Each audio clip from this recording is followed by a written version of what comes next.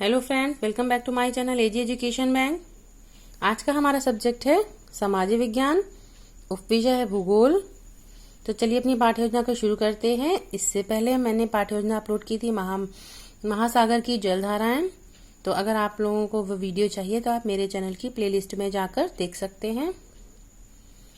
तो चलिए देखें, अपनी पाठ्य योजना को शुरू करते हैं। सबसे पहले फ्रेंड्स, इस पाठ्य योजना को बताते हम आपको ये भी बता देते हैं कि जब हम लेसन प्लान पढ़ाने जाते हैं तो उस समय अपने ब्लैक बोर्ड को हम कैसे फिल करते हैं, किस तरीके से हम शो करते हैं इस लेसन प्लान को बच्चों को। तो ब्लैक बोर्ड फिल करते टाइम सबसे पहले दिनांक डालेंगे, विषय डालेंगे, उपविषय डालेंगे, इसमें फिल भी कर देंगे, प्रकरण डाल के उसकी जगह छोड़ देंगे। वो प्रकरण जो है हमारा बाद में पड़ेगा, तुरंत से नहीं पड़ता है। फिर कक्षा, कालांश और अवधि भी फिल कर देंगे। इसके बाद आगे जब हमारे प्रस्तावना प्रश्न आएंगे, उसके बाद जो उद्देश्य कथन होगा, उसके बाद हमारा प्रकरण पड़ेगा। तो चलिए इसके बाद हम अपने पाठ्य योजना को शुरू करते हैं। सामान्य उद्देश्य फ्रेंड्स, ये जो सामान्य उद्देश्य होते हैं ये सिर्फ अपनी पाठ्य योजना में रजिस्टर पे लिखने के लिए होते हैं। इन उद्देश्यों को बच्चों के सामने नहीं बोला जाता है, ये सिर्फ हमें यहाँ पे लिखने होते हैं। तो सामान्य उद्देश्यों में हमने 5 पॉइंट लिखे हैं। सामान्य उद्देश्य जो है विषय से संबंधित होते हैं। भूगोल विषय को पढ़ने से बच्चों को क्या क्या जानकारी प्राप्त होती है, उनकी रुचि उत्पन्न होती है, तर्क शक्ति का विकास होता है और उनकी उपयोगिता दैनिक जीवन में क्या है, तो उनके प्रभावों की जानकारी, इस बारे में हम 5 पॉइंट लिख लेंगे। इसके बाद आते हैं विशिष्ट उद्देश्य। ये हमारे जो हम टॉपिक पढ़ रहे हैं इसमें इसको पढ़ने से हमें क्या क्या जानकारी होती है, बच्चों को क्या जानकारी होती है, इसके बारे में हम पॉइंट लिखेंगे। इसमें भी हमने 4 पॉइंट लिख लिए हैं, ये देखिए फ्रेंड। फिर हमारी आती है सहायक सामग्री। जो हम टीचिंग करते समय अपने साथ में सहायक सामग्री रखते हैं, वो जो भी हमारे साथ सामग्री होती है वो हमें यहाँ मेंशन करनी होती है, जिसकी सहायता हमें पढ़ाते टाइम होती है। इसके बाद आता है पूर्व ज्ञान। पूर्व ज्ञान में छात्र चट्टानों से जुड़ी सामान्य जानकारी रखते हैं, क्योंकि शैल का मतलब चट्टान होता है। फिर आते हैं हमारे प्रस्तावना प्रश्न। प्रस्तावना प्रश्न में हमने 5 प्रश्न लिखे हुए हैं। फ्रेंड्स, प्रस्तावना प्रश्न हमारे लेसन प्लान की सबसे मजबूत कड़ी है। तो चलिए देखें ये कैसे बनते हैं। इसमें देखिए हमने प्रश्न लिखे हैं। इसमें जो स्टार्टिंग के जो प्रश्न होते हैं वो बच्चों की बुद्धि क्षमता के अनुसार थोड़े सरल रखे जाते हैं, और जो लास्ट वाला क्वेश्चन होता है वो थोड़ा टफ रखा जाता है, समस्यात्मक हो जाता है, जिसका कि आंसर बच्चों की तरफ से नहीं आता है। तो इसमें कॉलम बनता है क्रम संख्या, छात्राध्यापिका, क्रियाएं, छात्र छात्रा या क्रियाएं। तो बच्चे से क्वेश्चन पूछा जाता है, जो बीएड कर रहे छात्र छात्रा होते हैं वो बच्चों से क्वेश्चन पूछते हैं, हम किस देश में रहते हैं। तो ये आंसर बच्चों को बहुत आसानी से पता होता है। तो बच्चे आंसर करते हैं भारत में। भारत का पहला किसे कहा जाता है, तो बच्चों को बहुत पता होता है, ये पर्वतराज हिमालय। पर्वत किससे बना होता है, पत्थर और चट्टानों से। चट्टानों को और क्या कहते हैं, शैल कहते हैं। शैल चट्टानें किससे बनी होती हैं, तो जो है ये बच्चों के लिए समस्यात्मक क्वेश्चन हो जाता है। इसके बाद हमारा आता है उद्देश्य कथन। तो जो हमारे छात्राध्यापक या छात्राध्यापिका होती हैं वो ये उद्देश्य कथन बच्चों के सामने कहती हैं कि बच्चों आज हम शैल के विषय में अध्ययन करेंगे।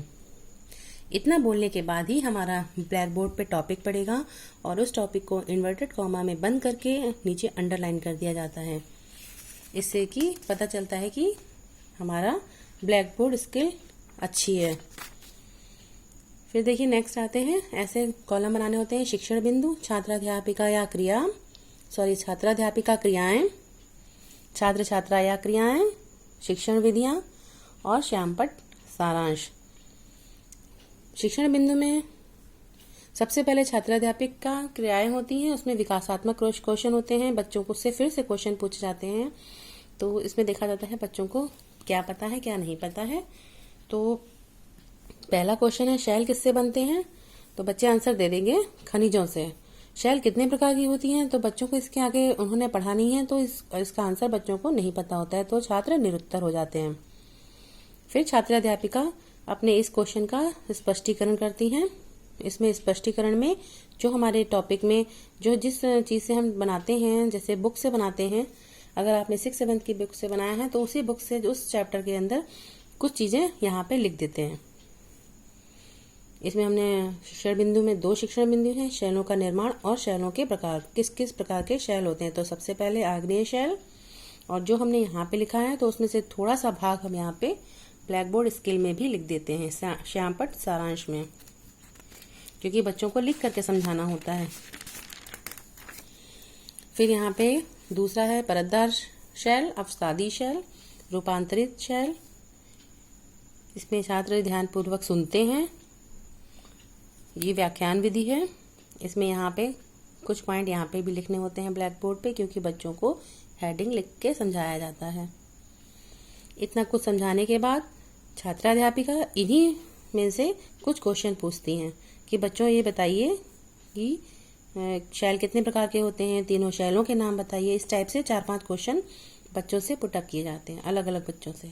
तो बच्चे उत्तर देते हैं, तो जो उत्तर है वो यहाँ पे लिख दिया जाता है। तो इसमें विधि कौन सी है? प्रश्नोत्तर विधि। इसके बाद आता है श्यामपट्ट निरीक्षण कार्य। छात्राध्यापिका छात्रों को श्यामपट्ट कार्य अपनी उत्तर पुस्तिका में लिखने के निर्देश देती हैं। फिर आते हैं पुनरावृत्ति प्रश्न। इसमें जो है 3 प्रश्न लिखे हैं, इसके आंसर बच्चों को नहीं देने होते हैं। ये हमारा लास्ट पेज है। इसके बाद लास्ट में आता है गृह कार्य। सारा कुछ पढ़ाने के बाद, समझाने के बाद बच्चों को होमवर्क लिख के दे दिया जाता है। और फ्रेंड्स, जब आप बीएड के लिए जाएं, लेसन प्लान पढ़ाने के लिए जाएं, तो अपने बोर्ड पे जो हमें बोर्ड मिला होता है, रोलिंग बोर्ड होता है, उस पर ये पीछे गृह कार्य लिख कर ले जाएं। इससे क्या होता है, आपका वहाँ टाइम वेस्ट नहीं होता है। आपको वहाँ चौक से या मार्कर से लिखना नहीं होगा। आपके पास आपका ब्लैक बोर्ड होगा, उसको आप टांग करके बच्चों से कह सकते हैं कि बच्चों आप गृह कार्य नोट कर लीजिए। तो इसमें आपके समय की बचत होगी। फ्रेंड, अगर ये पाठ्य योजना आपको अच्छी लगी हो तो आप इसे लाइक करिएगा, शेयर करिएगा और मेरे चैनल को सब्सक्राइब भी करिएगा।